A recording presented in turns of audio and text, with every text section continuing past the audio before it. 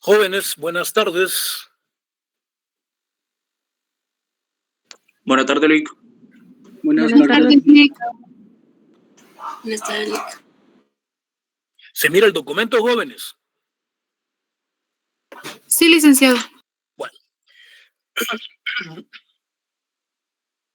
Bueno, pues pongan atención porque vamos a iniciar la clase del día de hoy. El día de hoy, el próximo viernes, vamos a ver lo que regula la legislación agraria en Guatemala. Principiamos dentro de las legislaciones como ley fundamental y primordial lo que era, hablamos de la Constitución Política de la República de Guatemala. Yo les di a ustedes los artículos que tienen que leer. Protección a la persona humana, deberes del Estado, los derechos inherentes a la persona humana, el artículo 46 que habla sobre la preeminencia del derecho internacional, jerarquía constitucional, y aquí podemos agregarle también lo que es el artículo, yo creo que es el artículo 40 o 44, que se refiere a lo que es la expropiación. El 40 creo que sí. El 40 habla, el artículo 40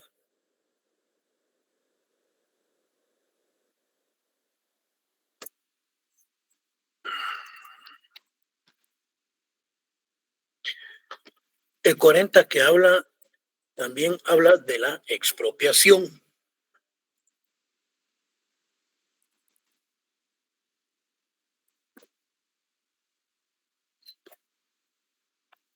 ¿Pasó con esto?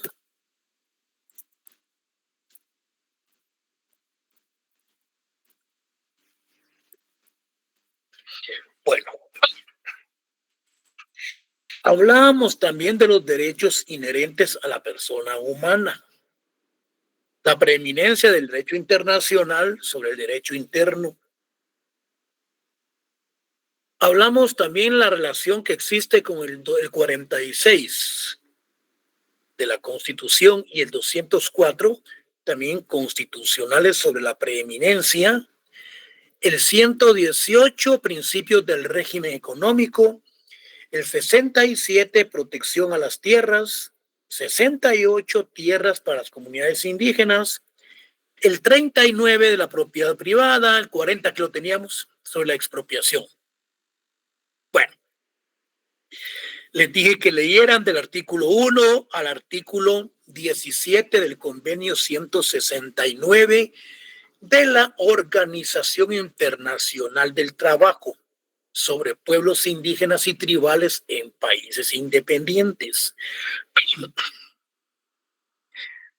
Se constituye como normativa legal vigente e imperativa para nuestro país al haber sido debidamente ratificado el convenio. Sigamos. Entonces les dije que leyeran del 1 al 17 del convenio. Darle prioridad a los artículos que tienen mucha preeminencia o relación con aspectos relacionados con la tierra, sobre las consultas populares. Bueno, luego entramos a la ley de transformación agraria. Hicimos un análisis, hicimos un estudio y le hicimos hasta una crítica. Sigamos. Les di unos artículos que tienen que leer sobre lo que es la ley de transformación agraria, que es el decreto 1551. Dentro de los artículos, yo les mencionaba a ustedes el artículo 12, que se refiere a tierras ociosas. El artículo 40, que habla de las zonas de desarrollo agrario, que el día de hoy lo vamos a ver. cuáles son esas zonas de desarrollo agrario.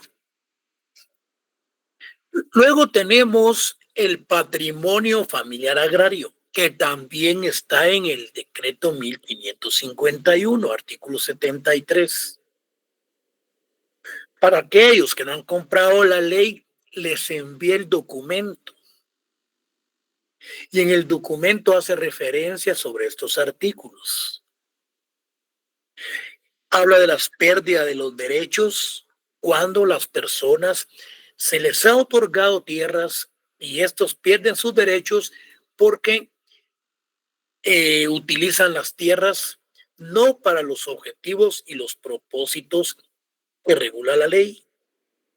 Habla de los arrendamientos, qué porcentaje es el que se cobra, cuáles son las reservas de la nación, cuáles son los terrenos baldíos y habla también de la prescripción.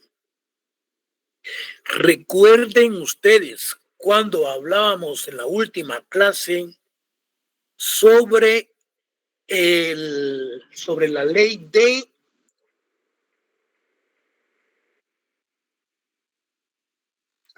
permítanme, sobre la ley de titulación supletoria, cuando hablábamos de la ley de la expropiación, cuando el Estado realiza ciertas expropiaciones sobre terrenos de propietarios, pero se refiere a terrenos baldíos. Hablábamos también que de la forma en que se realizan esas indemnizaciones. Sigamos. Hablamos de la ley de expropiación en la última clase. También hablamos sobre la ley de titulación supletoria. Aquí tenemos la zona de desarrollo agrario. Luego tenemos la ley de fondo de tierras, Fontierra, Protierra, la Secretaría de Asuntos Agrarios, el proceso agrario y el concepto y su definición. Bueno, vamos a ir por el orden. En la página del documento que a ustedes se les envió,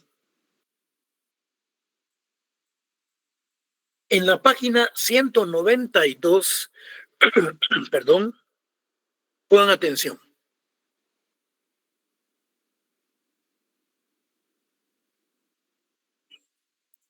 En la página 192 del documento que a ustedes se les envió,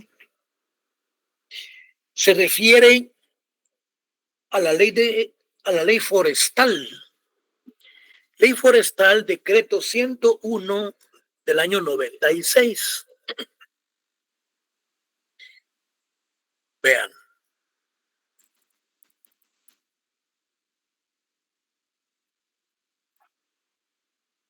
Vamos a darle ley forestal. ¿Qué es lo que nos dice? Le vamos a dar prioridad a ciertos artículos que a nosotros nos interesan con respecto a estas leyes. Solamente con una ley nosotros tendríamos que pasar por lo menos unas 2 o 3 clases. Entonces vamos a ser bastante puntuales, lacónicos, en cuanto a hacernos referencia de cada una de ellas. ¿A qué se refiere el aspecto forestal? Vamos a partir de ahí. Hablamos de la floresta, hablamos del campo. Entonces, el artículo 1 dice el objeto de la presente ley. Dice, con la presente ley se declara de urgencia nacional y de interés social la reforestación y la conservación de los bosques para lo cual se propiciará el desarrollo forestal y su manejo sostenible mediante el cumplimiento de los siguientes objetivos. Aquí se mencionan 3 aspectos: de urgencia nacional y de interés social de reforestación. Dentro de los aspectos fundamentales de la ley de forestación es la de reforestar, es la de sembrar árboles para la creación de bosques. Y si nosotros nos referimos, fíjense, a la ley del medio ambiente, y si nosotros podemos hacer un estudio, análisis, ¿a qué se refiere el estudio de los bosques? Nos estamos haciendo referencia al estudio de la silvicultura, que se refiere al estudio de los bosques. Aquí habla también, habla del desarrollo forestal y del manejo sostenible. Yo recuerdo, yo sé que hay un acuerdo, hay una ley que está regulando el pago a ciertas personas terratenientes que tienen grandes extensiones de tierra para que ellos tengan un control forestal con respecto a la reforestación. El Estado les reconoce a ellos pecuniariamente, económicamente, ciertos porcentajes, si no estoy mal, cada 3 años con respecto a la reforestación que ellos están realizando en sus propiedades. Sigamos. Cuando hablamos del desarrollo sostenible con respecto a la ley forestal, es decir, que con las inversiones, ya sea de los propietarios o bien con el dinero que el Estado les está otorgando, ellos deben de continuar reforestando para que se dé ese desarrollo sostenible. Porque ese aspecto que el Estado les esté otorgando ciertos pagos no va a ser de toda la vida. Entonces, como consecuencia es necesario que se vaya creando lo que es el desarrollo eminentemente sostenible. ¿Cuáles son los objetivos entonces de esta ley? Miren, pues, reducir la deforestación de tierras de vocación forestal y el avance de la frontera agrícola a través del incremento del uso de la tierra de acuerdo con su vocación y sin omitir las propias características del suelo, topografía y el clima. En otras palabras, cuando hablamos de la deforestación, se debe tener mucho cuidado con esos cortes de grandes cantidades de árboles que se están dando en determinados territorios del Estado. Luego, promover la reforestación de áreas forestales actualmente sin bosques para proveer al país de los productos forestales que requiera. Entonces, el objetivo, el espíritu, la filosofía de la ley forestal es la de crear ese fortalecimiento en cuanto a la reforestación en el país. Siembra de árboles en todo el territorio nacional. El artículo 5. Vamos a ver si tenemos aquí artículos. Vamos a anotar aquí. El artículo 5.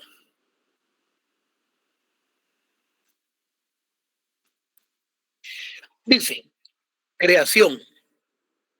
Se crea el Instituto Nacional de Bosques, que podrá abreviarse INAB. Instituto Nacional de Bosques. E indistintamente como el instituto, para designaciones en esta ley con carácter de entidad estatal, autónoma, descentralizada, con personalidad jurídica, patrimonio propio e independencia administrativa. Es el órgano de dirección y autoridad competente del sector público agrícola en materia forestal. Aquí, el INAH es el que tiene la dirección, fíjense bien. Además, tiene esta entidad que se le considera también autónoma, es autónoma,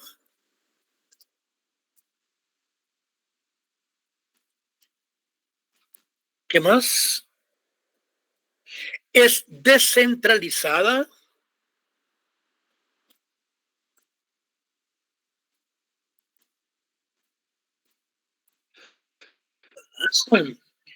con personalidad jurídica. Tiene personalidad jurídica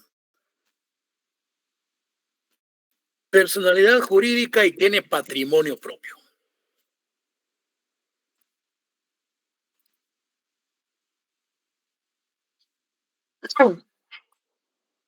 Que le puede notar el día del examen a ustedes.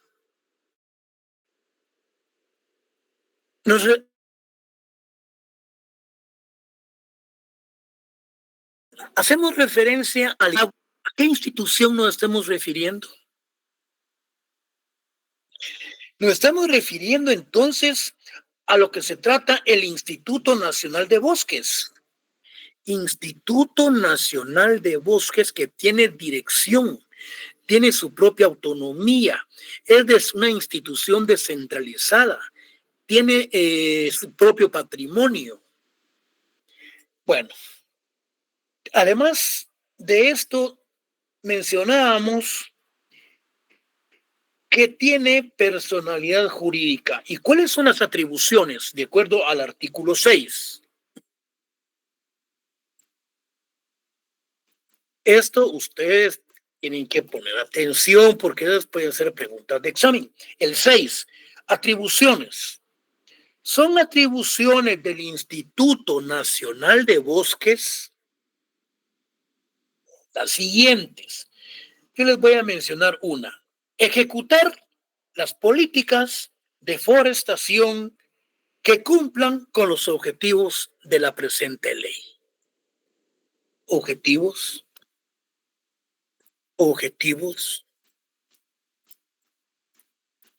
¿Cuáles son los objetivos del Instituto Nacional de Bosques? ¿Cuáles son los objetivos? Entonces, se los estoy dando, por lo menos uno, ejecutar las políticas forestales que cumplan con los objetivos de la presente ley. Tiene como 10. Las atribuciones que le corresponden conforme a la presente ley y otras disposiciones que le sean aplicables. Veamos lo que dice el artículo 8. Artículo 8.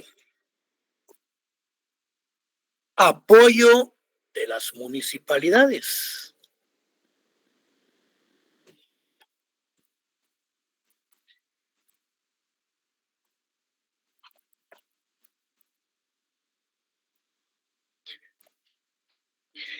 Dice, fíjense pues, artículo 8. Las comisiones de medio ambiente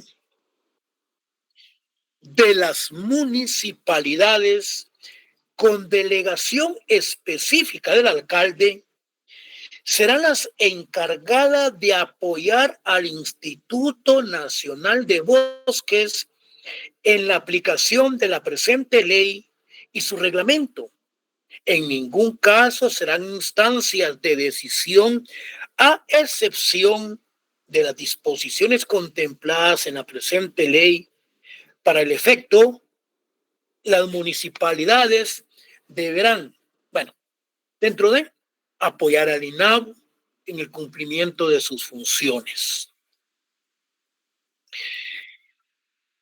El artículo 71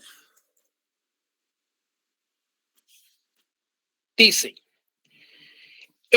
aquí estaba que les mencionaba a ustedes. Oigan, pues, artículo 71. Esto es lo que yo les mencionaba. El Estado otorgará incentivos por medio del Instituto Nacional de Bosques en coordinación con el Ministerio de Finanzas Públicas conforme esta ley a los propietarios de tierras, incluyendo a las municipalidades que se dediquen a proyectos de reforestación y mantenimiento en tierras de vocación forestal, desprovistas de bosque, así como el manejo de bosques naturales, y a las agrupaciones sociales con personalidad jurídica que, en virtud arreglo legal, ocupan terreno de propiedad de las municipalidades, o ocupan el terreno más que todo en los municipios. En los municipios, estos incentivos no se aplicarán a la reforestación derivada de los compromisos contraídos según los casos indicados en esta ley. Las plantaciones derivadas de programas de incentivos forestales se conceptúan como bosques plantados voluntarios. Si ustedes se dan cuenta que este artículo 71 es una gran motivación y es un gran incentivo para las personas que tienen tierras en determinados municipios, las cuales deben de reforestar, y que el Estado les hace un incentivo. ¿El Estado con quién debe de coordinar para ese incentivo? Con el Ministerio de Finanzas Públicas, jóvenes.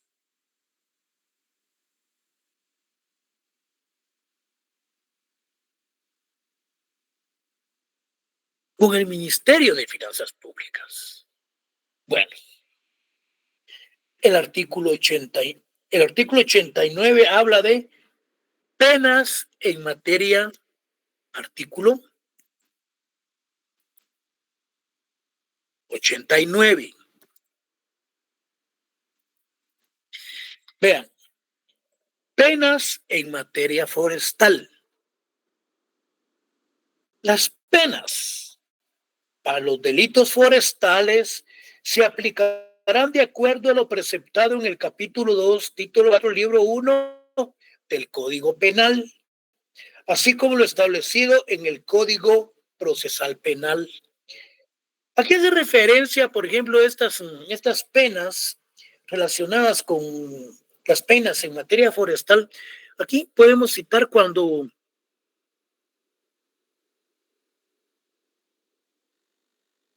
ahora para la época de Navidad, con los cortes del Pinabete. Ahí ya aplican penas reguladas en el Código Penal, en la ley forestal. Sigamos. Luego tenemos el artículo 93.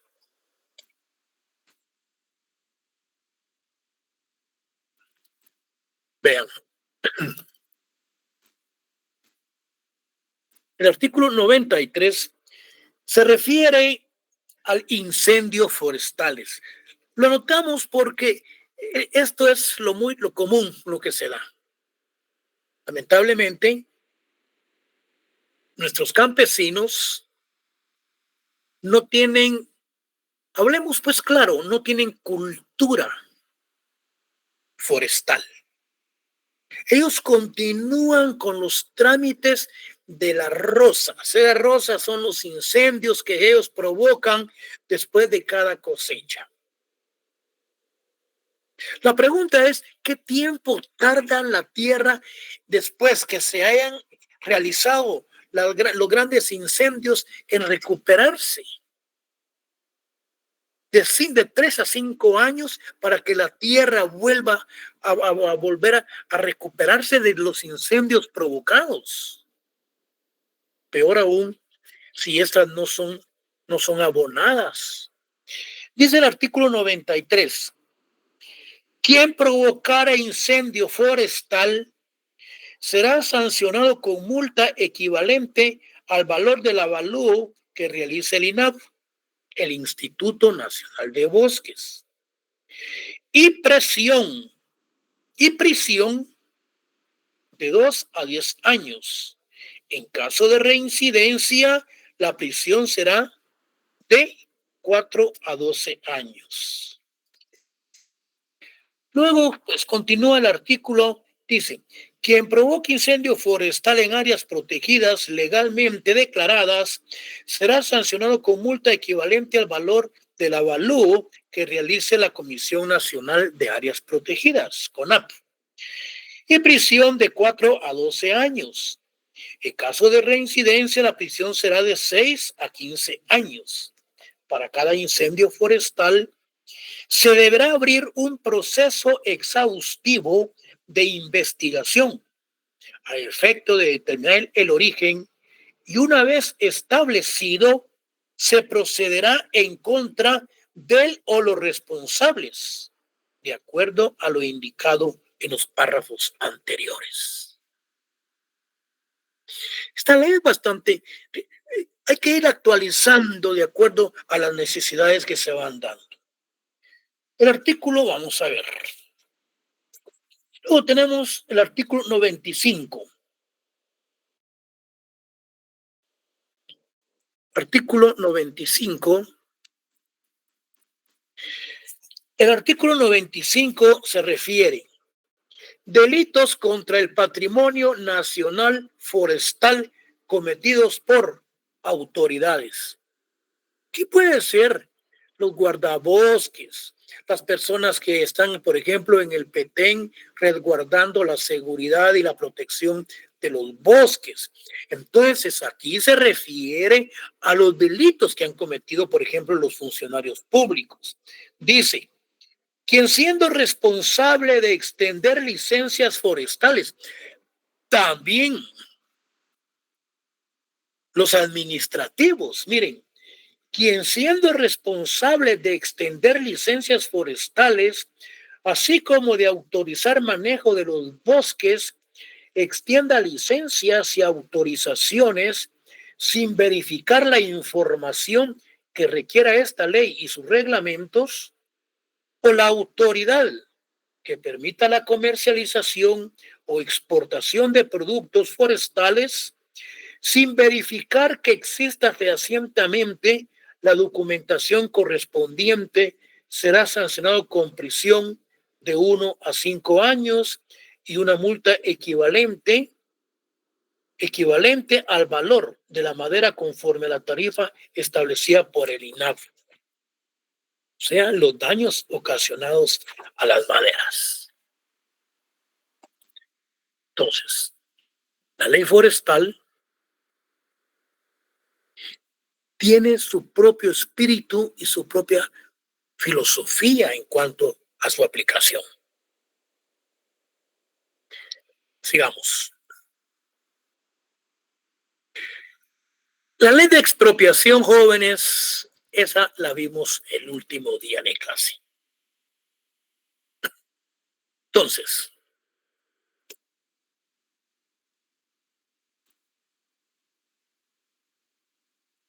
ley de parcelamientos urbanos. Esta está en la página 153 del documento que se les envió.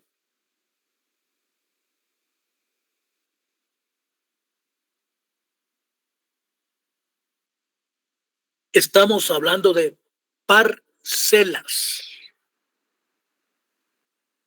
ley de parcelas, ley de parcelamientos urbanos, página 153. Vamos a retroceder donde tenemos el documento. Aquí estamos. Pongan atención. Viene una pregunta de cada una de estas instituciones. En las variantes de los exámenes viene también una pregunta. En todos los exámenes viene una pregunta de cada una de estas leyes. Es decir, siempre enmarcadas en la institución que estamos hablando. Puede ser la misma respuesta, pero la pregunta es diferente. En donde el estudiante, pues el que estudió sabe dónde se debe de dirigir para realizar la expropiación. El estudiante debe de saber dónde se debe de dirigir cuando se va a dar una titulación supletoria. Por eso que estamos estudiando las leyes. La ley de parcelamientos urbanos está en la página 153 del documento que se les dio. Habla de las disposiciones generales. Vamos a verlo. Fíjense eso. Artículo primero. Dice, parcelamiento urbano. Ponga atención, joven. Es la división de una o varias fincas. Sí, al inicio yo les hablé de parcelas. Pero la ley nos habla de los parcelamientos urbanos, o sea, la división que se realiza en determinados terrenos o fincas. Artículo 1. Parcelamiento urbano es la división de una o varias fincas con el fin de formar otras fincas, pero de áreas menores. Tal operación debe ajustarse a las leyes y reglamentos de urbanismo y a los planos reguladores que cada municipalidad ponga en vigor de conformidad con la autonomía de su régimen. Entonces no tenemos por qué perdernos. El día del examen se les pregunta a ustedes qué son las divisiones que se realizan a ciertos terrenos, los cuales se desmembran de un terreno para convertirlas en otras parcelas, en otros terrenos de menor extensión. Solo es cuestión, solo es aspecto que pongamos atención a qué institución nos estamos refiriendo. Y aquí hablamos de los parcelamientos. Bueno, ¿qué más? El artículo 2 dice, toda persona individual o colectiva que directa o indirectamente se dedique con ánimo de lucro a efectuar operaciones de las conceptuadas en el artículo anterior, queda obligado a registrarse en la municipalidad a cuya jurisdicción corresponde el inmueble que se va a parcelar. Tomás, yo quiero señalar los artículos, por lo menos los más interesantes.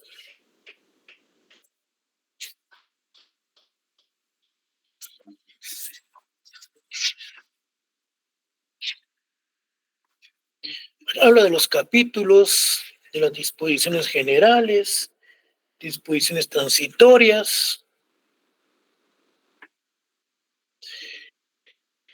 En otras palabras, pues, el espíritu filosófico de la creación de esta norma es la separación de los terrenos para crear otros de menor tamaño.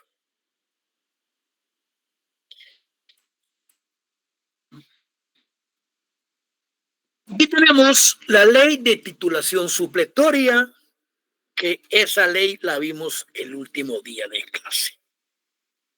Continuemos.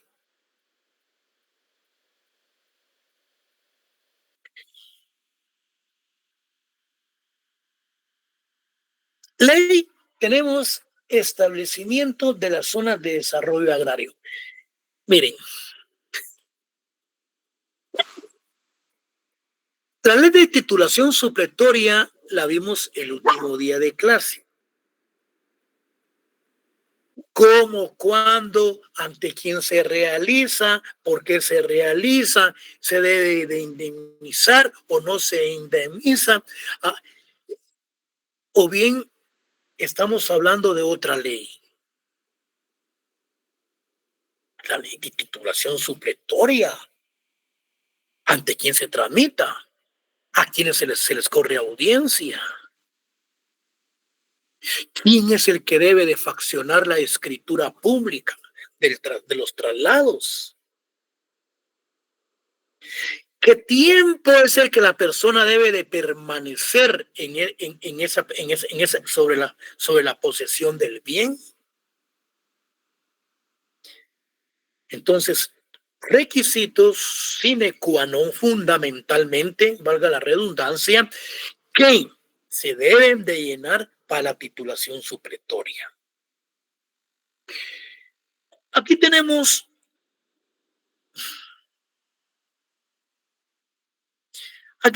las zonas, miren pues, vamos a ver las zonas de desarrollo agrario. Por el orden que lo tenemos acá en el documento, que estas zonas de desarrollo agrario está en la página 100, zonas de desarrollo agrario.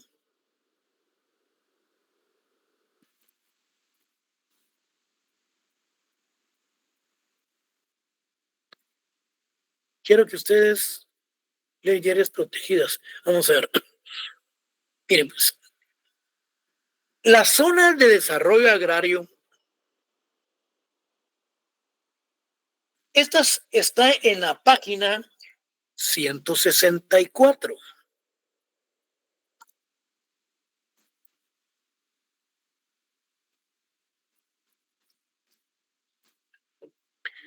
Zonas de desarrollo agrario, página 164. Oigan lo que dice. Aquí hay un comentario muy interesante, es el decreto 6070. Porque estas zonas de desarrollo agrario lo tenemos estudiado en el decreto 1551. Ahí dice cuáles son las zonas de desarrollo agrario y a qué se dedican. Esto que yo les voy a leer es para que ustedes tengan más fundamento cuando lean el artículo relacionado con las zonas de desarrollo agrario, que lo tenemos en la ley de transformación agraria. Entonces no tengo la ley. Permítanme un segundo. Aquí estoy lleno de documentos. Vamos a ver. Aquí está. Vamos a ver. Aquí está. Zonas de desarrollo agrario.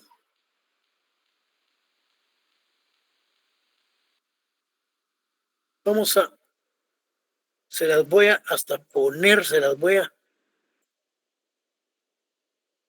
en el decreto 1551 está en el artículo 40. Dice, solo les voy a leer el primer preámbulo. Zonas de desarrollo agrario, dice la Ley de Transformación Agraria. Para los efectos de esta ley, se entenderá por zonas de desarrollo agrario aquellas áreas del territorio nacional de gran extensión susceptibles de una profunda transformación de sus condiciones económicas y sociales, que exigen para su ejecución obras y trabajos complejos que, superando la capacidad privada, hacen necesario el apoyo técnico, financiero y jurídico del Estado. ¿Cuáles son las zonas de desarrollo?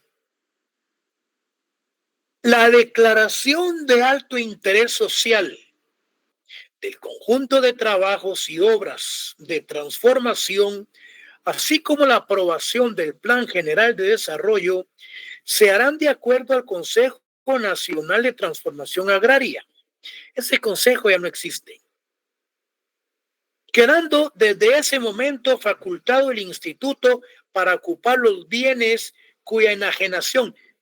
El instituto ya no existe, porque todas estas actividades el MAGA, el Ministerio de Agricultura, Ganadería y Alimentación, absorbió al Instituto Nacional de Transformación Agraria. Entonces son ellos los encargados entonces de realizar todo este tipo de actividades. Por eso el día del examen tengo que tener mucho cuidado y muy puntual con cada una de las preguntas que se les está haciendo. ¿Qué nos dice entonces ese decreto? La zonas de desarrollo agrario, que lo tenemos en la página 164 del documento. Aquí les voy a anotar documento del cual se les envió. Dice, mire pues, también cabe referirse, dice, a los planes impulsados por el Estado en la llamada Franja Transversal del Norte, la que incluye todo el norte bajo del país, desde el departamento de Huehuetenango hasta el departamento de Izabal, pasando por el Quiché, Altaverapaz, y por decreto número 6070 del año 70, esta fue declarada área de interés público, disponiéndose que los terrenos baldíos fueran declarados de la nación de acuerdo con la Ley de Transformación Agraria y que las fincas privadas quedaran afectas a las disposiciones sobre tierras ociosas. ¿Cuáles son esas tierras ociosas? También ya lo vimos. Entonces, el desarrollo agrario contemplado en la misma ley.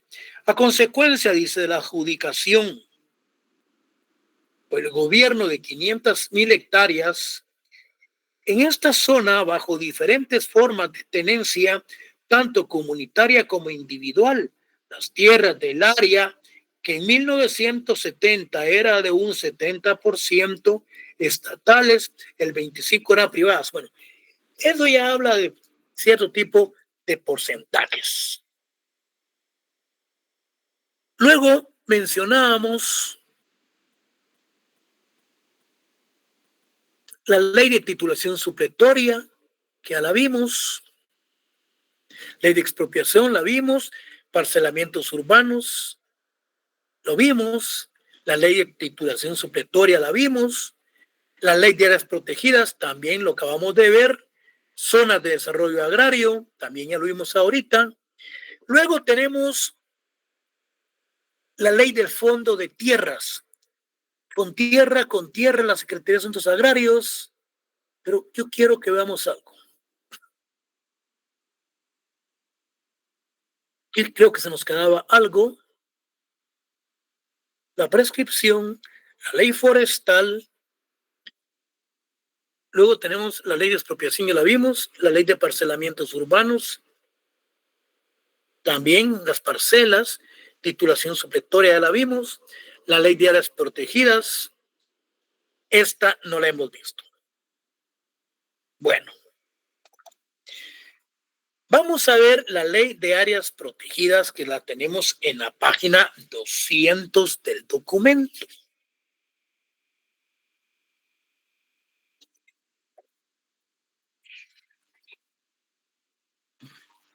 Fíjense pues. Zonas de desarrollo agrario. Miren, jóvenes, significa que todas estas leyes prácticamente ya las estamos desarrollando porque el programa no lo exige. Es posible que nos quedemos, es posible.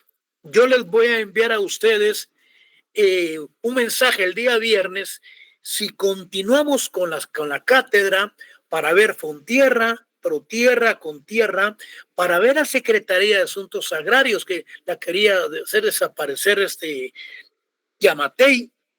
Y luego vamos a ver lo que es el proceso agrario, vamos a ver lo que es su definición. Luego tenemos lo que son los principios del derecho procesal agrario.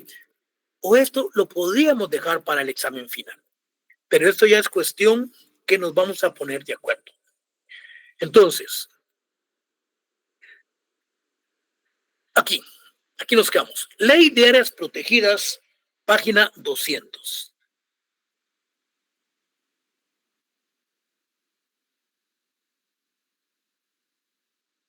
Pongan atención, el examen no viene con ningún sesgo. Solo es cuestión que ustedes lean detenidamente, principalmente cada uno de los artículos que hemos venido analizando. Porque conforme a la creación y el espíritu de la normativa, ahí encontramos su aspecto de carácter eminentemente filosófico, o sea, su práctica, su forma adjetiva en cuanto a la aplicación de la ley. Entonces, no tenemos por qué confundirnos. Zonas de desarrollo agrario, ¿cuáles son? Bueno, pero la pregunta va a ser más puntual. Porque si les pregunto cuáles son, ustedes me van a decir las que principian en el Quichego, Huetenango, Alta Verapaz, Baja Verapaz, llega hasta Izabal. No. Entonces, la pregunta va a ser más puntual.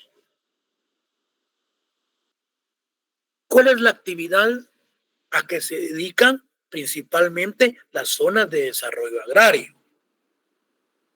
Lo cual ya lo vimos. El Estado debe invertir para el mejoramiento de todos esos sectores. Leímos el artículo.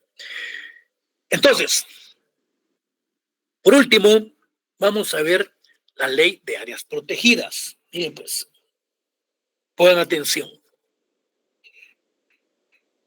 Es para 1989 que se promulgó el decreto 4-89 del Congreso de la República, la ley de áreas protegidas, el cual tiene como objetivo fundamental regular lo referente a la diversidad biológica,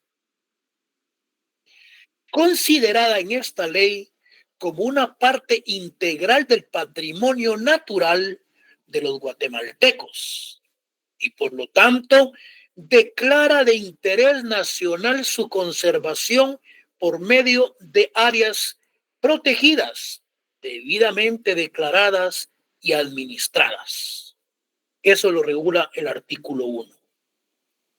La declaratoria de áreas protegidas, jóvenes, pongan atención, provoca en su proceso de implementación lo que se le ha dado en llamar un proceso sobre posesión de derechos. Entonces, consistentes en el análisis sobre la preexistencia de comunidades asentadas en las áreas declaradas como protegidas, antes de su declaratoria como tal. Áreas protegidas, jóvenes, ¿saben qué es? En donde realmente están protegidas por parte del Estado, o bien el Estado les reconoce a los propietarios de los terrenos para que ellos protejan esas áreas. Aquí hay algo importante. El problema de sobreposesión de derechos entre comunidades e indígenas, entre comunidades indígenas campesinas y las áreas protegidas, ha generado más de un conflicto entre las comunidades y el Consejo Nacional de Áreas Protegidas, CONAP. Actualmente existe un dilema en la aplicación, interpretación de la normativa con respecto a la situación de dichas comunidades en los procesos de regulación de las tierras. Para el efecto, se tiene lo preceptado en el artículo 22 del decreto 4-99, asentamientos, dice, las personas individuales y jurídicas que se encuentren asentadas dentro de las áreas protegidas o las que en el futuro obtengan su declaratoria legal deberán adecuar su permanencia en las mismas a las condiciones y normas de operación, uso y zonificación de la unidad de que se trate, procurando la plena incorporación al manejo programado de la misma. Bueno, continúa expresando lo que regula el aspecto eminentemente de la protección de ciertos sectores protegidos por parte del Estado. El decreto 4-89 habla sobre áreas protegidas, decreto 4-89, ¿sí? Considerando, dicen, que la conservación, restauración y manejo de la fauna y flora silvestre de los guatemaltecos es fundamental, dice, para el logro de un desarrollo social y económico sostenido en el país. ¿Qué dice el artículo 1? Mencionábamos algo muy importante al respecto y dicen, este está modificado, dice, por el decreto 110 del Congreso de la República, dice. Y se habla del interés nacional. Luego habla del artículo 2, creación del sistema guatemalteco de áreas protegidas. Artículo 5 dice, objetivos de la ley de áreas protegidas. Yo hasta les estoy anotando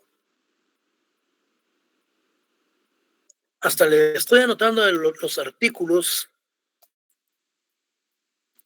Dice, este también está reformado, dice, por el Congreso de los Objetivos. 1. Asegurar el funcionamiento óptimo, dice, de los procesos ecológicos esenciales de los sistemas naturales, vitales para el beneficio de todos los guatemaltecos. Lo que yo les mencionaba a ustedes con anterioridad, el artículo 10. Eso yo se los mencionaba. Dice, áreas en propiedad privada de las áreas protegidas. Cuando un área de propiedad privada haya sido declarada protegida, o sea, susceptible de ser declarada como tal, el propietario mantendrá plenamente los derechos sobre la misma y la manejará de acuerdo a las normas y reglamentaciones aplicables al sistema guatemalteco de áreas protegidas. Bueno, creación. Aquí se habla de la creación de un consejo, la creación del Consejo Nacional de Áreas Protegidas. Este es el artículo 59. Se crea el Consejo Nacional de Áreas Protegidas con personalidad jurídica a que depende directamente de la Presidencia de la República, cuya denominación abreviada es lo que se le llama el CONAP, Comisión Nacional de Áreas Protegidas. Modificado por el decreto del CONAP. Ustedes no saben los artículos fundamentales con respecto a estas instituciones.